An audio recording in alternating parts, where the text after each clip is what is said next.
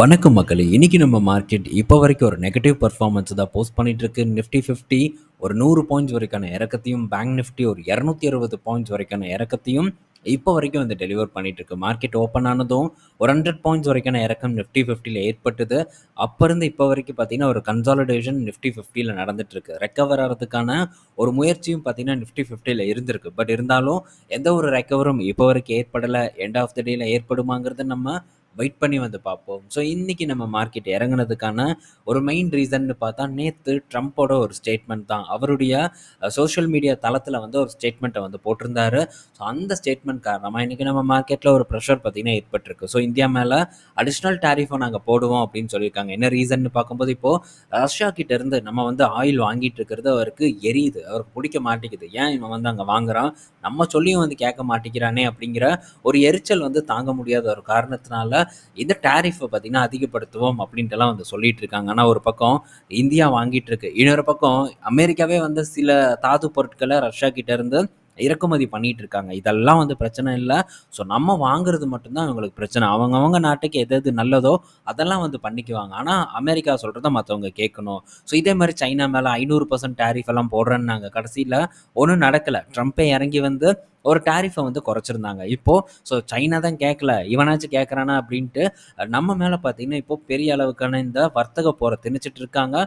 But டெஃபினட்டாக நம்மளும் கேட்க மாட்டோம். ஸோ அமெரிக்கா என்ன வந்து பேசுதோ, என்ன ஸ்டேட்மெண்ட் கொடுக்குதோ, உடனுக்குடனான ஒரு ரிப்ளை பார்த்தீங்கன்னா நம்ம நாட்டு தரப்புல இருந்தும் அவங்களுக்கு கொடுக்கப்பட்டுட்டு வந்துட்டு இருக்கு. ஸோ பெரிய அளவுக்கான ஒரு வாய் சண்டை வந்து நமக்கும் அமெரிக்காவுக்கும் நடுவில் நடந்துட்டு இருக்கு.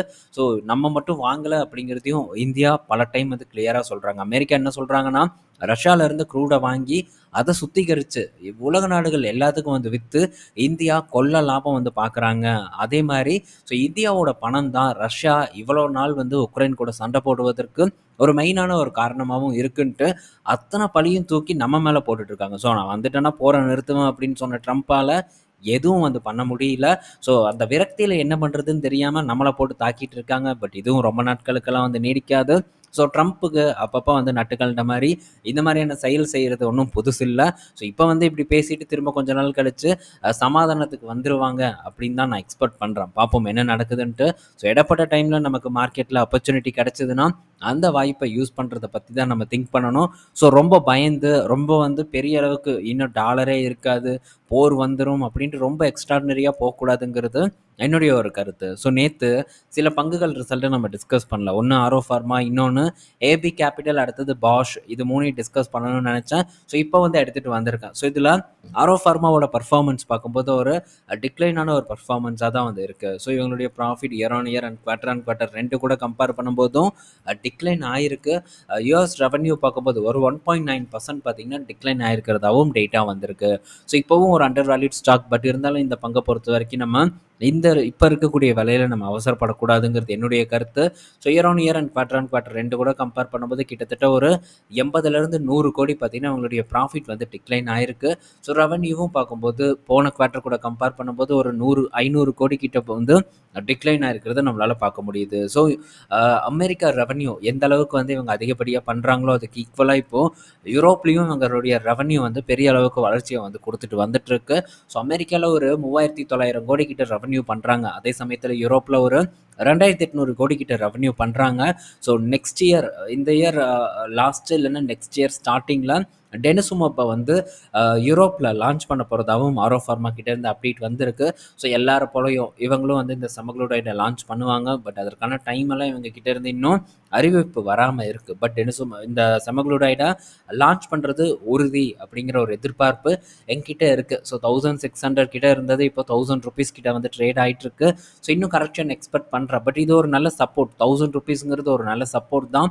பட் பார்ப்போம் அப்போ இருக்கக்கூடிய ட்ரெண்டை பொறுத்து மேபி நமக்கு ஒரு ஸ்விங்கு இல்லைன்னா ஷார்ட் டேர்ம் பண்ணுறதுக்கான சான்ஸ் இதில் ஏற்படுதா அப்படின்ட்டு. பட் லாங் டேர்ம்னா கொஞ்சம் வெயிட் பண்ணி ஒரு நல்ல இதில் கன்சிடர் பண்ணுறதை பற்றி நம்ம திங்க் பண்ணணும்.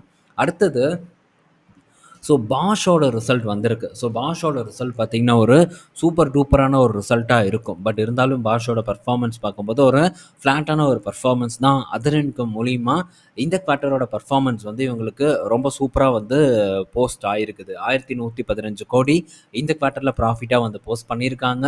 பட் ஆப்பரேட்டிங் ப்ராஃபிட் பார்க்கும்போது, போன குவார்ட்டர் கூட கம்பேர் பண்ணும்போது டிக்ளைன். ரெவென்யூ பார்க்கும்போது கொஞ்சம் வந்து டிக்ளைன் தான் இருக்கு. ஸோ அவங்களுடைய ஒரு செட் ஆஃப் பிஸ்னஸை வந்து அவங்க இப்போ வித்திருக்காங்க. ஸோ அதனால வந்த இன்கம் தான். ஸோ இந்த income one time income boost பண்ணி இவங்களுடைய ப்ராஃபிட்டை வந்து பூஸ்ட் பண்ணியிருக்கு. ஸோ இது பாஷோட ஒரு அப்டேட். இந்த பாஷை பார்த்தீங்கன்னா நான் வந்து வாங்கணும்னு நினச்சேன். இப்போ எப்படி நம்ம டிசிஎஸ்ல வெயிட் பண்ணி வந்து ஃபோக்கஸ் பண்ணணுமோ அதே மாதிரி தான் இங்கேயும் வந்து கொஞ்சம் வெயிட் பண்ணேன். ஆனால் ஸோ இது பார்த்தீங்கன்னா டக்குன்னு ஒரு ரிவர்சலை கொடுத்து பழைய ஒரு உச்சத்தெல்லாம் தாண்டி ஒரு புது ஒரு ஏற்றத்தை வந்து கொடுத்துருக்கு. ஆல்மோஸ்ட் வந்து இந்த 26 அப்படிங்கிற ஒரு லெவலே ஒரு நல்ல லெவல். பட் நான் இன்னும் கொஞ்சம் வந்து எக்ஸ்பெக்ட் பண்ணேன். பட் இன்னும் எக்ஸ்பெக்ட் பண்ண ஒரு காரணத்தினால எனக்கு அந்த ஆப்பர்ச்சுனிட்டி கிடைக்கல. ஸோ இங்கேருந்து அருமையான ஒரு ஏற்றம். நான் ஏன் வந்து இந்த இடத்துல இன்னும் கொஞ்சம் கூட ஒரு டிக்ளைன் ஆனால் நல்லாயிருக்கும் அப்படின்னு எதிர்பார்த்தேன்னா, ஸோ இந்த பங்கோட விலை ரொம்ப அதிகம். 26,000 கிட்ட இந்த பங்கு இருக்குது அந்த டைமில் பார்க்கும்போது. ஸோ நான் ஒரு 10 ஸ்டாக் நான் வாங்கினாலும் கிட்டத்தட்ட 2,00,000 வந்து காலி ஆயிரும். ஸோ திரும்ப திரும்ப மேபி இது ஒரு டிக்ளைன் ஆகுது அப்படிங்கிற பட்சத்தில் திரும்ப திரும்ப நம்மளால் இந்த இடத்துல பணத்தை வந்து தொடர்ந்து போட்டுகிட்டே இருக்க முடியாது. மேபி அப்படி நம்ம பண்ணணும்னா ஸோ பெரிய அளவுக்கான ஒரு அமௌண்ட்டை இந்த ஒரே பங்கில் வந்து போட்டுருவோம். அதனால் ஸோ இந்த பங்கில் எனக்கு கொஞ்சம் பயம் இருந்தது. அதனால் இந்த ஸ்டாக்கை வந்து அந்த ரேஞ்சில் என்னால் கன்சிடர் பண்ண முடியாமல் போயிருச்சு. ஸோ மேபி நமக்கு திரும்ப ஆப்பர்ச்சுனிட்டி கிடைக்குதான்னு பார்ப்போம். இதெல்லாம் ரொம்பவே ஓவர் வேல்யூட் பொசிஷனில் இருக்கக்கூடிய ஒரு ஸ்டாக்கு தான். ஸோ விரைவில் நமக்கு வாய்ப்பு கிடைக்கும் அப்படிங்கிற ஒரு எக்ஸ்பெக்டேஷன் இருக்குது. வெயிட் பண்ணி பார்ப்போம் என்ன நடக்குதுன்ட்டு. அடுத்தது ஏபி கேபிட்டலோட ரிசல்ட் வந்திருக்கு. ஸோ ஏபி கேபிட்டல் பொறுத்த வரைக்கும் இயர் ஆன் இயரில் ஒரு 10% பார்த்தீங்கன்னா ப்ராஃபிட் ரைஸ் ஆகிருக்கு. ஒரு ஃப்ளாட்டான ஒரு பர்ஃபார்மன்ஸை தான் ஏபி கேபிட்டல் இந்த குவார்ட்டரில் வந்து போஸ்ட் பண்ணியிருக்காங்க. பட் இருந்தாலும் நேற்றும் பங்கு ஏறிச்சு. இன்றைக்கும் பார்த்தீங்கன்னா இப்போ வரைக்கும் ஒரு பாசிட்டிவ் பர்ஃபார்மன்ஸை தான் போஸ்ட் பண்ணிகிட்ருக்கு. இது ஒரு அருமையான ஒரு ஸ்டாக். இதுக்கு முன்னாடி நம்ம கன்சிடர் பண்ணியிருக்கோம். அதே மாதிரி இது கூட சேர்ந்து கன்சிடர் பண்ணது ஒன்று எம்என்டம் ஃபினான்ஸ். அது இப்போ வரைக்கும் பார்த்தீங்கன்னா அதே ஒரு லெவலில் தான் இருக்குது. நோ லாஸ் நோ கெயின் அப்படிங்கிற ஒரு இடத்துல தான் இன்னும் வந்து ட்ரேட் ஆகிட்டுருக்கு. பட் ஏபி கேபிட்டல் ஓரளவு பெட்டர் பர்ஃபார்மன்ஸை கொடுத்துருக்கு. கூடவே ஒரு நல்ல வளட்டல் இருக்கக்கூடிய ஒரு ஸ்டாக்கும் கூட. நம்ம லாஸ்ட்டாக வந்து நான் கன்சிடர் பண்ணதுக்கப்புறம் ஒரு ஏற்றத்தை கொடுத்து திரும்ப நான் கன்சிடர் பண்ண லெவலுக்கே வந்தது. அப்போவும் நம்ம இதை பற்றி டிஸ்கஸ் பண்ணோம். ஸோ திரும்ப பார்த்தீங்கன்னா ஒரு ப்ரீவியஸ் ஹையெல்லாம் கட் பண்ணி புது ஒரு உச்சத்தை ஏபி கேபிட்டல் வந்து டச் பண்ணியிருக்கு. பட் இப்போதைக்கு ஏபி கேபிட்டல் எந்த ஒரு சான்ஸும் இல்லை. இவங்களுடைய ஹவுசிங் லோன் பிஸ்னஸ் எல்லாம் இப்போ ஒரு நல்ல க்ரோத்தை கொடுத்துட்டு இருக்கிறதாவும் ஒரு டேட்டா வந்து கொடுத்துருக்காங்க இந்த Q1 ரிசல்ட்டில். கூடவே அவங்களுடைய என்பிஎஃப்சிஸ் ஏஎம்மும் வந்து நல்லாவே ரைஸ் ஆகிருக்கு. So overall performance result wise year on இயரில் ஒரு பெட்டர் பர்ஃபார்மன்ஸை போஸ்ட் பண்ணியிருக்காங்க. பட் இருந்தாலும் ப்ராஃபிட் பார்க்கும்போது ஒரு ஃப்ளாட்டாக தான் வந்து ஏபி கேபிட்டலுக்கு இருக்குது. ஸோ இப்போதைக்கு எந்த ஒரு சான்ஸும் ஏபி கேபிட்டலில் என்னை பொறுத்த வரைக்கும் இல்லை. அடுத்தது டிஎல்எஃபோட ரிசல்ட்டும் வந்திருந்தது. டிஎல்எஃப் ஒரு ஃப்ளாட்டான ஒரு பெர்ஃபார்மன்ஸ் தான் கொடுத்துருக்காங்க. பட் டிஎல்எஃப் கிட்டேருந்து இப்போ என்ன ஒரு செய்தி வந்திருக்குன்னா, ஒரு 63,000 கோடி மதிப்பிலான ப்ராஜெக்டை வந்து மீடியம் டேர்மில் நாங்கள் வந்து லான்ச் பண்ண போகிறோம் அப்படின்ட்டு டிஎல்எஃப் தரப்புலேருந்து ஒரு அப்டேட் வந்திருக்கு. ரீசெண்டாக ஒரு செய்தி பார்த்தோம் நம்ம, மும்பையில் வந்து இவங்க ஒரு ப்ராஜெக்ட் வந்து கையில் எடுத்தாங்க. ஸோ எடுத்த ஒரு வாரத்துக்குள்ளே பார்த்திங்கன்னா அந்த ப்ராஜெக்ட் கம்ப்ளீட்டாக வந்து விற்று தீந்துருச்சு. ஸோ நல்ல ஒரு கிராங்கி பார்த்திங்கன்னா இருக்குது. ஸோ இவங்க முக்கியமாக எதை வந்து கரெக்டாக ஃபோக்கஸ் பண்ணி அடிக்கிறாங்கன்னா, ப்ரீமியம் செக்மெண்ட்டை தான் ஃபோக்கஸ் பண்ணி அடிக்கிறாங்க. ஸோ ப்ரீமியம் செக்மெண்ட் இப்போது நல்ல ரியல் எஸ்டேட் வந்து ரொம்ப சக்கப்போடு போட்டுட்ருக்கு. ஸோ டிஎல்எஃப் கரெக்டாக பயன்படுத்துகிறாங்க அப்படின்னு தான் நான் எக்ஸ்பெக்ட் பண்ணுறேன். பட் டிஎல்எஃப்பும் இப்போது ஒரு ஓவர் வேல்யூட் பொசிஷனில் இருக்குது. ஸோ டிஎல்எஃப் பக்கமும் நம்மளால் திரும்பி பார்க்க முடியாது. அடுத்தது ஸோ டாடா மோட்டார்ஸ் கிட்டேருந்து ஒரு அப்டேட்டு. ஸோ டாடா மோட்டார்ஸோட ஜேஎல்ஆரோட சிஇஓவாக பிபி பாலாஜி பார்த்திங்கன்னா இப்போது பதவி ஏற்கிறதா ஒரு அப்டேட் வந்து கொடுத்துருக்காங்க. ஸோ சந்திரசேகர் பார்த்திங்கன்னா அப்பாயின்மெண்ட் பண்ணியிருக்கிறதாவும் ஒரு டேட்டா வந்து கொடுத்துருக்காங்க. ஸோ பார்ப்போம் இவர் தலைமைக்கு கீழே ஜேஎல்ஆர் எந்த மாதிரியான ஒரு பர்ஃபார்மன்ஸை போஸ்ட் பண்ண போகுதுன்ட்டு. ஸோ டாடா மோட்டார்ஸ் இன்றைக்கும் ஒரு ஃப்ளாட்டான ஒரு பர்ஃபார்மன்ஸை கொடுத்துட்ருக்கு. ஒரு 650 கிட்ட பார்த்திங்கன்னா டாடா மோட்டார்ஸ் ட்ரேட் ஆகிட்டுருக்கு. ஸோ லாஸ்ட் ஒரு டிப் அப்படின்னு பார்த்தோன்னா ஒரு 520 வரைக்கான ஒரு இறக்கம் ரீசெண்டாக வந்து நடந்தது. பட் அதெல்லாம் நம்ம டக்குன்னெல்லாம் வந்து பிடிக்க முடியாது. ஏன்னா டக்குன்னு இறங்கிட்டு அங்கேருந்து திரும்ப ஒரு ஏற்றத்தை இந்த பங்கு வந்து கொடுத்துருச்சு. அதனால் நம்ம டக்குன்னு அந்த 520லலாம் வந்து பிடிக்கிறது ரொம்ப கடினமான ஒரு செயல். ஸோ இப்போவும் பார்க்கும்போது டாடா மோட்டார்ஸ் ஒரு ஸ்லோவான ஒரு பர்ஃபார்மன்ஸை தான் வந்து கொடுத்துட்ருக்கு. ஸ்லோவாக ஒரு நெகட்டிவ் க்ரோத்தை வந்து போஸ்ட் பண்ணிகிட்ருக்கு. ஸோ தொடர்ந்து வந்து நம்ம பார்ப்போம்.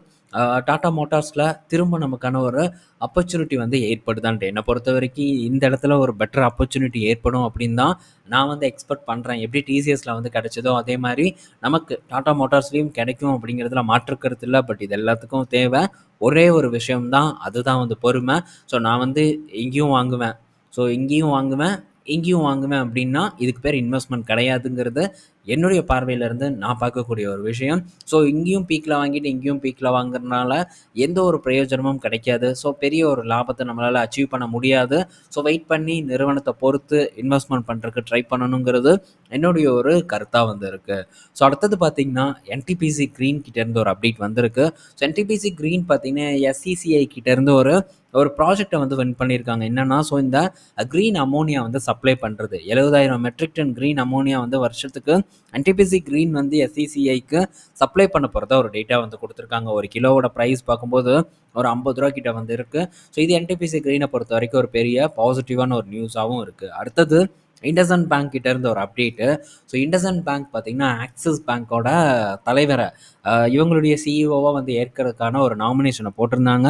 ஸோ இதற்கான ஒரு அப்ரூவலும் வந்து கிடைச்சிருச்சு. ஸோ இப்போ ஆக்சிஸ் பேங்க்ல ஒர்க் பண்ண டெப்யூட்டி எம்டியான ராஜீவ் ஆனந்த் பார்த்தீங்கன்னா, இந்த இண்டஸ்இண்ட் பேங்க்குக்கு வந்து சிஇஓவா வரப்போறதா ஒரு டேட்டா வந்து குடுத்துருக்காங்க. ஸோ இது இண்டஸ்இண்ட் பேங்க்ல இன்னைக்கு டேல பாசிட்டிவா வந்து ஒர்க் ஆயிருந்தது. கிட்டத்தட்ட ஒரு 5% வரைக்கான ஒரு ஏற்றமெல்லாம் இண்டஸ்இண்ட் பேங்க்ல நடந்திருந்தது. ஆனா, இப்போ வெறும் 1% வரைக்கான ஒரு ஏற்றத்த தான் குடுத்திருக்கு. ஸோ ஆக்சிஸ் பேங்க் ஃப்ளாட்டா ட்ரேட் ஆயிட்டு இருக்கு. கொட்டக் பேங்க் ஃப்ளாட்டா ட்ரேட் ஆயிட்டு இருக்கு.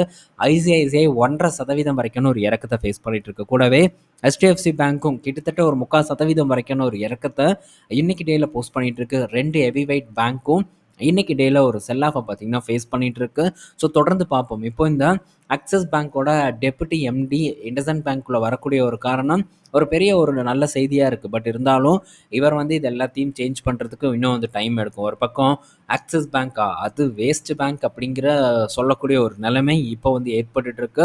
அதே சமயத்துல ஆக்சிஸ் பேங்க்குக்குள்ள இருக்கக்கூடிய ஒரு தலைவர் இண்டஸ்இண்ட் பேங்க்குக்கு வந்தாச்சுன்னா, இனி இண்டஸ்இண்ட் பேங்க் பட்டைய கிளப்பும் அப்படிங்கிற மாரியான ஒரு பார்வையும் வந்து முன்னாடி வந்து வைக்கிறாங்க. ஸோ இத எப்படி எடுத்துக்கணும் அப்படிங்கிறத நீங்க தான் வந்து எடுத்துக்கணும். பட் என்னோட பார்வையில ஆக்சிஸ் பேங்க் ஒரு நல்ல பேங்க். பட் ஆக்சிஸ் பேங்க்க வந்து வாங்கக்கூடிய ரேஞ்ச் அப்படிங்கிறது இன்னும் வராம இருக்கு. மேபி வந்ததுன்னா, ஸோ அந்த டைம்ல நம்ம ஆக்சிஸ் பேங்க்ல ஃபோக்கஸ் பண்றத பத்தி நம்ம திங்க் பண்ணுவோம்.